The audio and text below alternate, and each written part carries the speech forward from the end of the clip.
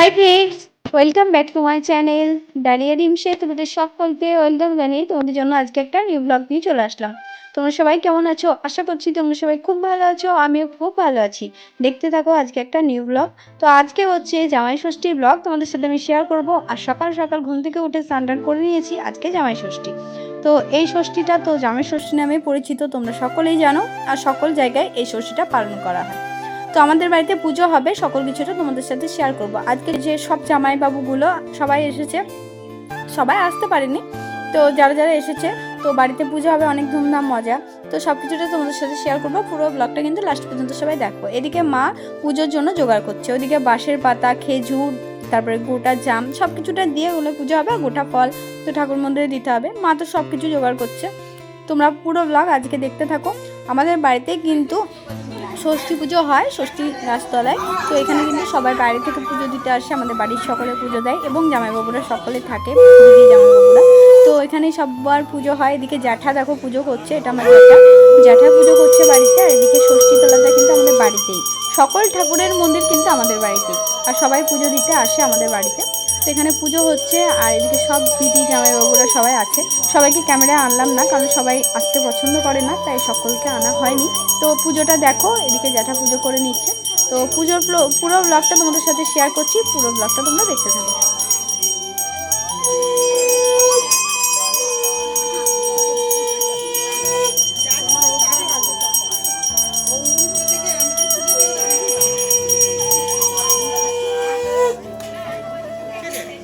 ছেড়ে দেবো ওই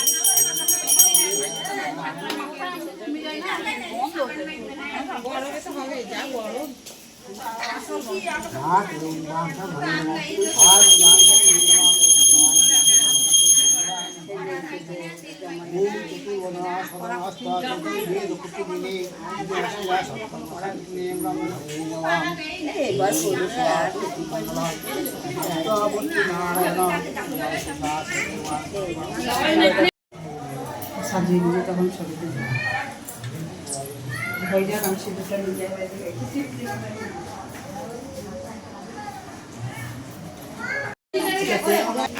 এটা কি হলুদ থেকে দাও নিশান থাকবে?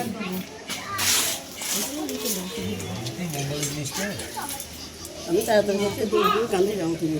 ও ওটা যাচ্ছে না ক্যালেন্ডার আছে সুন্দর আছে তো এখানে না না দাঁড়া সব ঠিক আছে দাঁড়া শুনে আছে এ বাবা তো লাজ যাচ্ছে না দেখছিস শঙ্কর ভাই জানা চলো লিয়ে দাঁড়া এদিকে না শঙ্কর বাবা বাবা কঠিন সাদা এ শঙ্কর আমার পাখা লেগেছে পাখা দিদিনি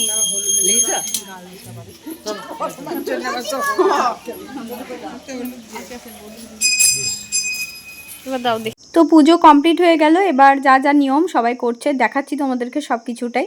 তো আমাদের বাড়িতে কিন্তু সব কিছুই মন্দির আছে, সব মন্দির কিন্তু আমাদের বাড়িতে, আমাদেরকে বাইরে কোথাও যেতে হয় না।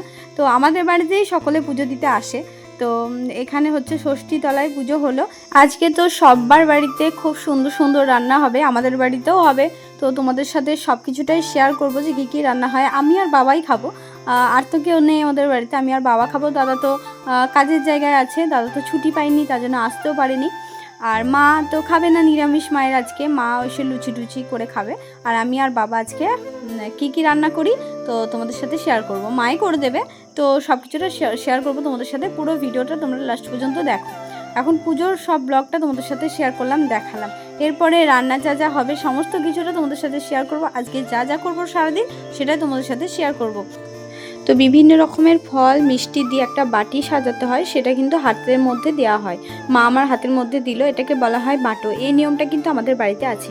তো মা এদিকে পুজো কমপ্লিট করে এসে লুচি ভাজছে সকালবেলায় খাওয়ার জন্য। তো মা আজকে সারাদিনই এই ফল লুচি এগুলোই খাবে, আমরা ভাত খাবো।